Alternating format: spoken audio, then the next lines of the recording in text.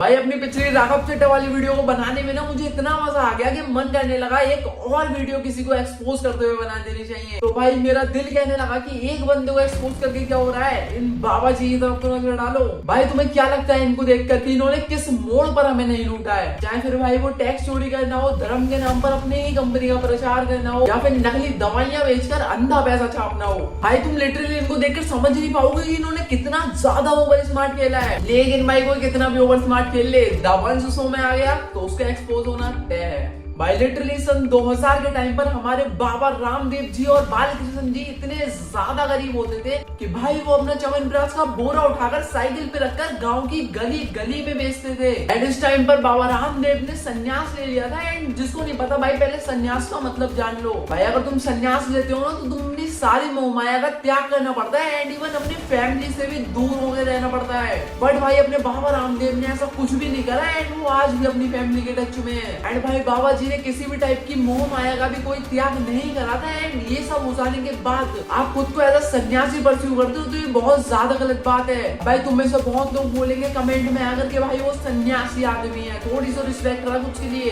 तो भाई मेरे पास ध्यान से सुनो, रिस्पेक्ट उसकी की जाती है जो रिस्पेक्ट के लायक होता है। एंड अगर मैं तुम्हें इनके कार्ड बताऊंगा ना तो तुम इनकी रिस्पेक्ट का हार भी भूल जाओगे।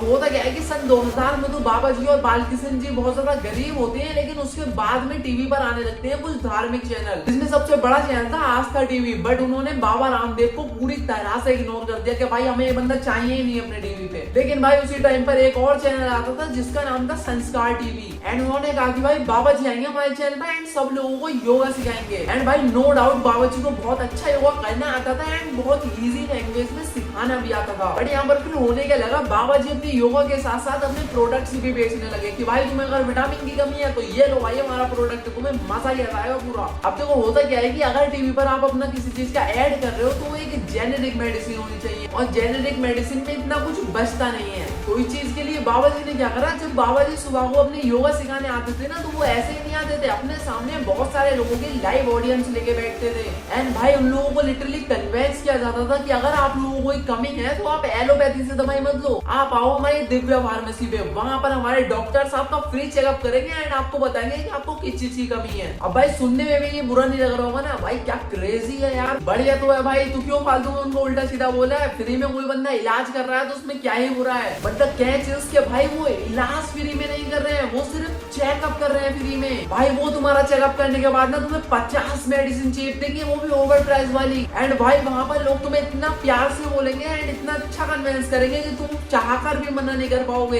एंड भाई चीज में कोई भी डाउट नहीं है कि बाबा रामदेव ने ही योगा को इंडिया में प्रमोट करा है। एंड भाई अपने बाबा जी की इतनी मैसिव ग्रोथ को देखने के बाद ना आस्था टीवी वाले को ये लगने लगा कि भाई ये बंदा तो बहुत अच्छा कर रहा है, ये तो हमारे चैनल पर होना चाहिए। तो फिर क्या था भाई, बाबा रामदेव को आस्था टीवी वालों ने पोस्ट कर दिया। हमारे बाबा जी बोले भाई क्या दिक्कत है, हमारा तो और मजा आ जाएगा और तगड़ी व्यूवरशिप मिल जाएगी। एंड यही हमारे बाबा जी की लाइफ का टर्निंग पॉइंट था जहाँ पे उन्हें बहुत ज्यादा पॉपुलैरिटी मिली। उन्होंने दबा के अपनी दवाइयां बेची, दबा के एलोपैथी मेडिसिन की मट्टी काटी और अपनी दवाइयों को कुछ ऐसा मैजिकल दिखाया कि भाई खाते एकदम प्रो बन जाओगे तुम भाई। बट स्टिल यार बाबा जी को ऐसा लगने लगा कि यहाँ पर आकर हमारा करियर रुकने सा लगा है, क्योंकि आस्था टीवी वाले बाबा रामदेव को सुबह 6:30 से लेकर 8 बजे तक दिखाते थे। लेकिन हमारे बाबा जी को चाहिए था कि भाई हमें तो पूरा दिन दिखाओ, भाई हमारे ही एपिसोड चलाते रहो। बट वहीं आस्था टीवी वालों ने कहा कि भाई साहब ऐसा तो पॉसिबल नहीं है। बाबा रामदेव ने कहा ऐसा कैसे नहीं है पॉसिबल, पूरा चैनल ही खरीद लूंगा मैं। भाई लिटरली तुम बिलीव नहीं करोगे, बाबा जी ने उसी चैनल पर आकर अपनी नकली दवाइयां बेच कर इतना कमा लिया कि वो चैनल को ही खरीद लिया। अब तुम लोगों के दिमाग में क्वेश्चन आ रहा होगा कि मैं इनकी दवाइयों को नकली वर्ड से क्यों डिनोट कर रहा हूँ। भाई देखो इनकी मैक्सिमम दवाइयां क्लिनिकल ट्रायल नहीं थी, मतलब इनकी दवाइयां ये तो बोल रहे हैं कि बहुत अच्छी दवाइयां हैं, लेकिन भाई इस चीज की कोई भी साइंटिफिक रिपोर्ट नहीं है, कोई भी फैक्ट नहीं है जो इस चीज को प्रूव कर रहा हो कि इनकी दवाइयां बढ़िया है। एंड भाई बाबा जी ने आस्था टीवी खरीद लिया, पूरे दिन आस्था टीवी पर अब बाबा जी चल रहे हैं, बट तब भी उनका पेट नहीं भरा। भाई उन्होंने लिटरली अपने टिकट्स बेचना शुरू कर दिया कि भाई आओ लाइव हमारे पास आओ और लाइव हमारे सामने बैठकर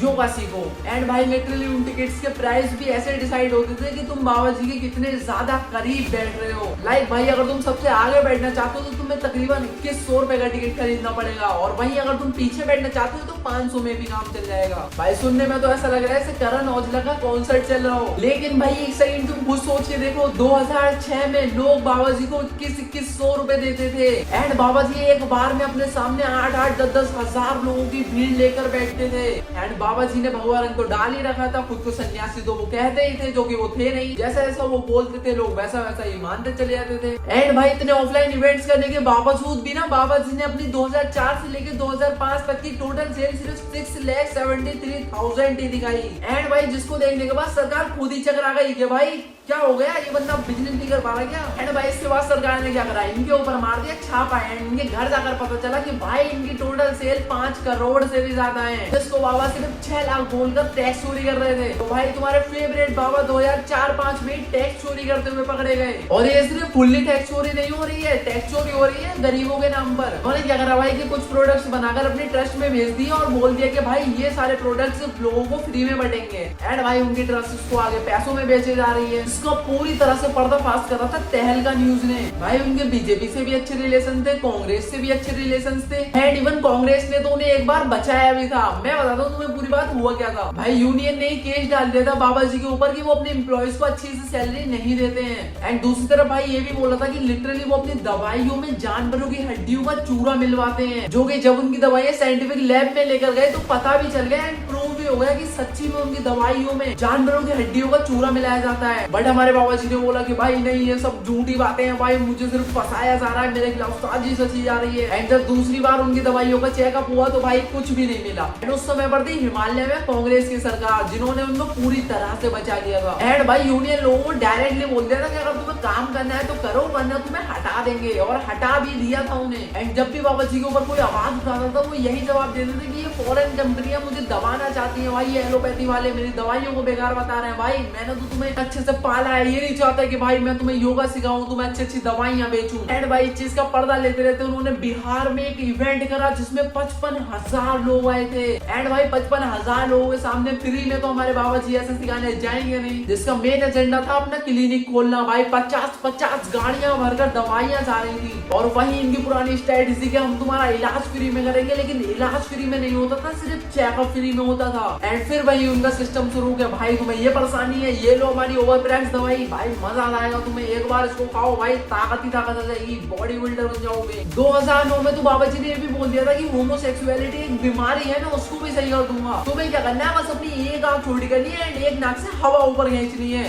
बाबा जी ने तो ये तक बोल दिया था कि भाई मैं एड्स तक को सही कर दूंगा, बस तुम्हारे माथे पर पप्पी दूंगा, तुम सही हो जाओगे। अब जब बाबा होमोसेक्सुअलिटी के बारे में बोल रहे थे तो कांग्रेस वाले आ गए एंड उनसे बोलने लगे कि भाई तुम ये गलत बोल रहे हो, तुम्हारी बातें साइंटिफिकली लॉजिक बनाती ही नहीं है। और फिर होना क्या था भाई, बाबा जी और कांग्रेस के बीच में मतभेद होने लगी। बाबा जी खुले के अंदर कांग्रेस को आकर उल्टा सीधा बोलने लगे। एंड भाई इस चीज में कांग्रेस भी कहाँ पीछे रहने वाली थी, वो भी आ गए एंड बोलने लगे भाई ये जो तुम्हारे बाबा है ना, ये कोई दूध के धुले हुए नहीं है, ये देखो भाई कितने स्कैम कर रखे हैं इन्होंने। एंड इसी वजह से 2011 में बाबा जी का स्कैम सामने आता है कि भाई कि बाबा जी ने और बालकिशन जी ने और उनकी फैमिली ने अपनी एनोमियस आईडी से कई जगहों पर प्रॉपर्टीज खरीद रखी है एंड वो प्रॉपर्टीज ब्लैक मनी से खरीद रखी है। कहाँ पर वो मैं तुम्हें आगे बताता हूँ। एंड इसी रिपोर्ट में एक विलेज मेंशन है जिसमें बता रखा है कि आचार्य बालकिशन जो कि पतंजलि की सारी दवाइयां बनाते थे, उनके पीए की सैलरी 8,000 रुपए महीना थी। एंड उन्होंने उस गाँव में 35 लाख रुपए की प्रॉपर्टी खरीद रखी थी। एंड जब वहाँ के डीलर से मिला गया तो पता चला कि भाई उस प्रॉपर्टी की मिनिमम वैल्यू 5 करोड़ रुपए है।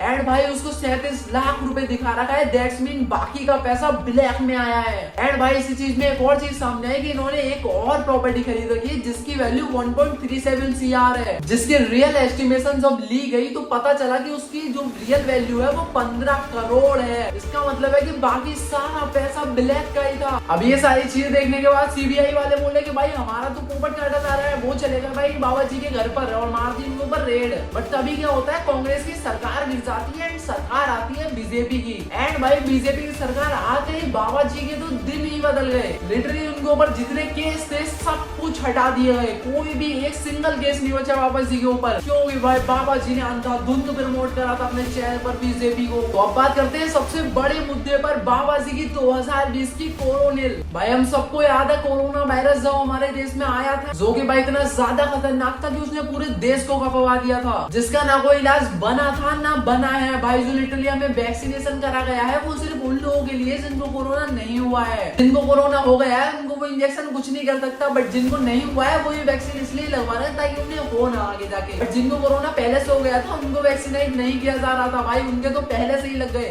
तो उसी समय पर हमारे बाबा जी आए और अपनी किट बेचने लगे, बोले कि भाई ये लो एक किट लो हमारी और तुम बिल्कुल जल्दी सही हो जाओगे। तो भाई इस चीज पर सबसे पहले तो सुप्रीम कोर्ट ने फटकार लगाई कि भाई पहले तो ये ऐड बंद करो। क्या कर रहे हो तुम लोग, ये अपनी नई नई चीजें उठा के ला रहे हैं, बकचोदी फैला रहे हैं। भाई पागल हो गया, अपनी नई से नई बकवास उठा के ला रहे हो, कोरोना सही कर देंगे, पर पागल हो गया। तो सबसे पहले तो सुप्रीम कोर्ट ने इनके ऐड रुकवा दिया, ये क्लेम करवा दिया कि इनकी दवाइयों में 1% भी जान नहीं है कोरोना रोकने की। तो अब भाई सुप्रीम कोर्ट ने फटकार लगा दी है, सरकार ने बैक स्टेप कर लिया। तो अब तो हमारे बाबा जी की काफी ज्यादा बदनामी हो गई होगी ना। अरे घंटा बदनामी भाई, बाबा जी ने सारे न्यूज चैनल खरीद रखे हैं, वहीं वो जाते थे और वहीं से अपना मार्केट करके आते थे। बाबा जी बोले ऐड ही तो नहीं चला सकता ना, पहुंच गए भाई न्यूज चैनल पर और पॉडकास्ट देने लगे, अपनी दवाइयां लेकर बैठ गए बाबा जी पूरी। एंड भाई उन्होंने लिटरली 4 महीनों में 250 करोड़ रुपए की 25 लाख से भी ज्यादा अपनी कोरोना किट बेच दी। अब सुप्रीम कोर्ट ने बाबा जी को फिर चपेट लिया और इनसे पूछा कि भाई तुम ये क्या बोल रहे हो, भाई तुम ऐसा कैसे बेच सकते हो अपनी दवाइयां, ये बोलकर। तो भाई बाबा जी ने सीधा जवाब दिया कि हमने तो बोला ही नहीं कि तुम कोरोना से सही हो जाओगे हमारी दवाइयां खाकर, हमने तो ये बोला है कि अगर तुम इन दवाइयों को खाओगे तो तुम्हें इम्यूनिटी बूस्ट मिलेगा, तुम्हें कोरोना नहीं होगा।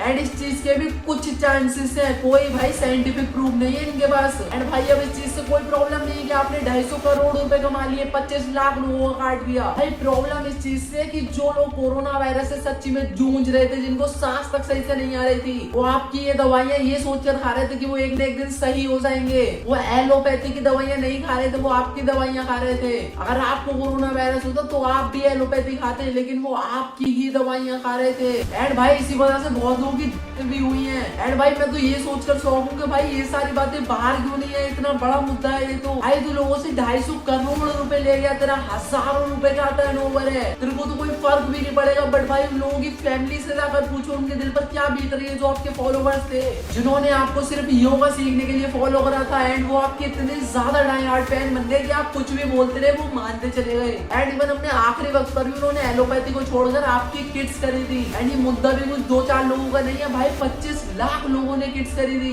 एक बार उन लोगों की फैमिलियों से जाकर मिलो भाई, तुम्हें पता चलेगा असली दुख किसको बोलते हैं। भाई तू 25 लाख लोगों का बनाकर चला गया, कुछ समझ आ रहा है। अब ये सब हो जाने के बाद ना सुप्रीम कोर्ट स्ट्रिक्ट हो गई और उन्होंने साफ साफ बोल दिया कि भाई अगर तुम्हारा कुछ भी ऐसा फालतू का ऐड आया ना तो तुम्हें 1 करोड़ रुपए का फाइन देना पड़ेगा। तो हमारे बाबा जी बोले कि भाई ठीक है, कोई ऐड नहीं आएगा हमारी तरफ से, ना ही हम एलोपैथी को क्रिटिसाइज करेंगे। एंड अब भाई ये कोई छोटी मोटी बात नहीं है, सुप्रीम कोर्ट ये बात बोल रही है तो बाबा जी ने मानी तो होगी ना।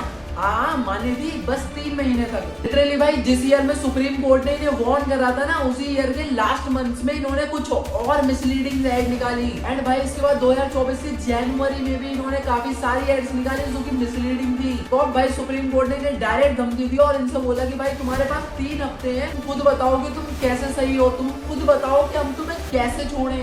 तुम लोग भाई इमेजिन कर पा रहे हो, सुप्रीम कोर्ट बाबा जी से एक सवाल पूछ रही है, लिटरली सुप्रीम कोर्ट। एंड जिस पर हमारे बाबा जी ने बताया क्या रिप्लाई दिया, कोई रिप्लाई ही नहीं दिया, टोटली इग्नोर कर दिया सुप्रीम कोर्ट के नोटिस को। पूछ पड़ेगा मेरी। अब 2024 के मार्च में ना सुप्रीम कोर्ट ने बोला कि भाई अब तू आ, अब तो अपना मत्था टेक कोर्ट में आके, अब तू आएगा, तू खुद आ या तो मैं अपने बंदे भेज रहा हूँ, तुझे उठाकर लाएंगे, बट अब तू तो आना पड़ेगा ही। और भाई बाबा जी 14 मार्च को कोर्ट गए भी थे और वहां जाकर हाथ जोड़कर माफिया मांग रहे थे। एंड भाई सुप्रीम कोर्ट ने साफ साफ बोल दिया कि यहाँ माफी मांगने से कुछ नहीं होगा, पब्लिक के सामने जाकर अपोलोजाइज मांगो। एंड फिर क्या भाई बाबा जी ने प्रेशर में आकर अपोलॉजी मांग मिली पब्लिक से। और फिर उसके बाद पता है क्या बोल दिया, भाई वो सब तो मैंने अंडर प्रेशर आकर बोल दिया था, ऐसा कुछ नहीं है भाई, कोर्ट भी अपना काम कर रही थी, उनका कोई मकसद नहीं था मुझसे सॉरी बुलवाना, वो तो अपने रूल फॉलो कर रही थी। रूल ही भाई गंदा बना हुआ है, हमें मार्केटिंग ही नहीं करने दे रहे, हमें स्कैम ही नहीं करने दे रहे। बाबा जी ने लिटरली भाई बहुत अच्छे गेम खेले हैं। दंत कांति को वो ये कहकर लेकर आया था कि भाई अपना ब्रांड, अपने भारत का ब्रांड है, स्वदेशी ब्रांड है। भाई स्वदेशी ब्रांड की ना मैं तुम्हें रियलिटी बताता हूँ। बाबा जी ने ना रुचि सोया को 12,000 करोड़ के टर्नओवर में खरीदा था। एंड आज के टाइम में वो टर्नओवर 40,000 करोड़ रुपए से भी ज्यादा हो चुका है। एंड भाई अगर इनकी दोनों ब्रांड्स को मिलाया जाए ना, इनकी पैकेज का टर्नओवर निकाला जाए तो 50,000 करोड़ निकलता है। और ये क्रेजी नंबर्स पता है कब आ रहे हैं, जब भाई ये दंत कांति को एक आयुर्वेदिक मेडिसिन बेचते हैं, जबकि उसमें 0.कुछ% आयुर्वेदिक मेडिसिन है। भाई इनके कुछ तो न्यूट्रिशन के कैप्सूल थे जो कि ट्रस्टिफाई ने अपनी रिपोर्ट में फेल कर दिए थे। एंड इवन इनके हनी को भी फेल कर दिया गया था, उसमें भी शुगर पाई गई थी। एंड ट्रस्टिफाई ने इनके घी को भी टेस्ट करा जिसके अंदर तेल पाया गया। भाई एक एक करके इनके मैक्सिमम प्रोडक्ट्स फेल हुए हैं, इनकी सोम पापड़ी भी फेल हुई है। एंड कुछ टाइम पहले एक रिपोर्ट आई थी, इसमें पता चला कि भाई इनके डेंटल प्रोडक्ट प्रोडक्ट्स में भी नॉन वेज चीजें पाई गई हैं, इसको वो ग्रीन टिक लगाकर बेच रहे थे एंड इसको भी एक मिसलीडिंग प्रोडक्ट बोला गया है। सुप्रीम कोर्ट ने बाबा जी के 14 प्रोडक्ट्स पर बैन लगा दिया था कि भाई तुम्हारे प्रोडक्ट्स फेल हो गए हैं, बेच मत लेना। और एनडीटीवी के रिपोर्ट के ऊपर लिखा हुआ कि बाबा जी उसके बाद भी प्रोडक्ट्स को बेच रहे हैं। मतलब भाई इन्हें सुप्रीम कोर्ट से कोई डर ही नहीं लगता। भाई तुम लोग समझने की कोशिश करो, बाबा जी कोई हिंदू गुरु नहीं है, कोई ब्रह्मचारी नहीं है, कोई सन्यासी नहीं है, बस उन्होंने एक भगवा रंग डाल रखा है एंड वो तुम्हें जैसा जैसा बोल रहे हैं तुम वैसा वैसा करते जा रहे हो। अब भाई मैं इस वीडियो के जरिए से किसी को भी हेट फैलाने की कोशिश नहीं कर रहा हूँ, बट मैं तुम्हें सच्चाई बता रहा हूँ। भाई अगर तुम बाबा जी को पसंद करते हो, बचपन से उनको देखते आ रहे हो या फिर नहीं करते हो, तो भाई वो तुम्हारी पर्सनल चॉइस है। बट इवन जो चीज तुम खा रहे हो घर में, एटलीस्ट वो चीज तो देख लो वो चीज सही है या गलत है। तुम उनकी दवाइयां अगर खा रहे हो तो वो चीज देख लो वो साइंटिफिकली प्रूव है या नहीं। बिकॉज भाई ये कोई छोटी मोटी चीजें नहीं होती है। मैं ये भी नहीं बोल रहा कि एलोपैथी की दवाइयां भी सारी बढ़िया होती हैं। भाई कोई दूध का दूल्हा नहीं है। एंड भाई मुझे कोई अलग से पैसे वगैरह नहीं मिले इस वीडियो को बनाने से, मैं बस सच्चाई तुम्हारे सामने लाना चाह रहा हूँ। अब तुम बाबा जी को पसंद करते हो या नहीं वो तुम्हारी पसंद है यार, वो तुम्हारी चॉइस है, मैं उसमें कुछ नहीं बोल सकता। बट एटलीस्ट जो तुम आयुर्वेदिक की दवाइयां खा रहे हो, जो अपने पेरेंट्स को दवाइयां खिला रहे हो, भाई देख तो लो वो दवाइयां एक्चुअल में अच्छी हैं, साइंटिफिकली प्रूव है या नहीं। क्योंकि भाई एक छोटी सी गलती आगे चलकर बहुत ज्यादा बड़ी चीज बन जाती है। बाकी चलो खत्म करते हैं इस वीडियो को। एंड इस चैनल पर मैं ऐसे ही हाई रिसर्च वाली वीडियो लाता रहता हूँ। एंड